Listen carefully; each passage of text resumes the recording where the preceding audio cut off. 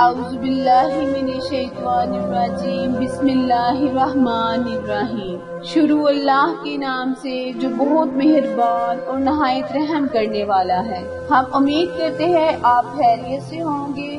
میرے اسلامی بہنوں اور بھائیوں، آج میں آپ کی خدمت میں بہت ہی خاص اور مجرب وظیفہ لے کر حاضر ہوں۔ امید ہے اس وظیفے اس عمل کو کرنے سے انشاءاللہ اللہ رب العزت سے جو مانگو گے ضرور ملے گا انشاءاللہ۔ آج جو وظیفہ جو عمل میں آپ کو بتانے جا رہی ہوں، اس کی برکت سے اللہ تعالیٰ آپ پر اپنے رزق کے دروازے کھول دے گا۔ اللہ رب العزت قرآن پاک میں بیان فرماتا ہے، بے شک میں جسے چاہتا ہوں بے حساب عطا کرتا ہوں۔ اللہ رب العزت ایک اور مقام پر ارشاد فرماتے ہیں، روح زمین پر چلنے والے ہر جاندار کا رزق میرے ذمہ ہے، بے شک روح زمین پر رہنے والی ہر چیز کا رزق اللہ کے ذمہ۔ ہمیں اپنے رزق کے بارے میں زیادہ پریشان نہیں ہونا چاہیے، کیونکہ اللہ تعالیٰ فرماتا ہے کہ رزق انسان کو ایسے تلاش کرتا ہے جیسے مرنے والے کو موت۔ یہ عمل، یہ دعا، یہ وظیفہ محرم الحرام کا چاند دیکھ کر کرنا ہے۔ انشاءاللہ اللہ عز و جل سے اس وظیفے کو اس مبارک مہینے کے صدقے اللہ تعالیٰ ضرور قبول فرمائے گا اور اپنی رحمتوں اور رزق کے دروازے ہم پر کھول دے گا انشاءاللہ۔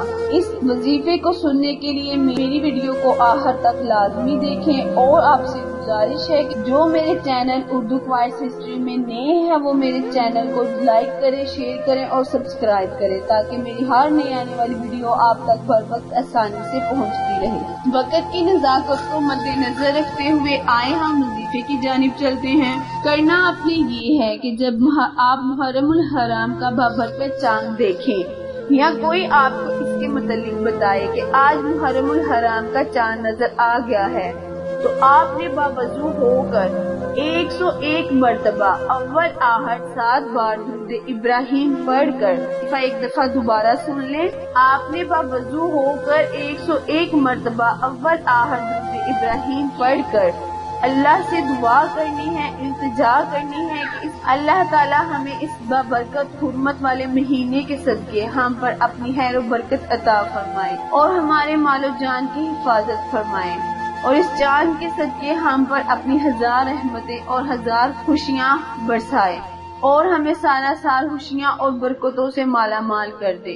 اس کے علاوہ آپ کے دل میں جو بھی جائز خواہش ہوگی، جو بھی جائز مقصد ہوگا، وظیفہ کرنے کے بعد اللہ سے پورے یقین سے مانگے اور نبی آل کا صدقہ دے کر مانگے انشاءاللہ۔ مجھے امید ہے کہ جب اللہ تعالیٰ سے اللہ کے نبی اور اس کی آل کا صدقہ دے کے مانگیں گے تو وہ ضرور آپ کو عطا کرے گا انشاءاللہ۔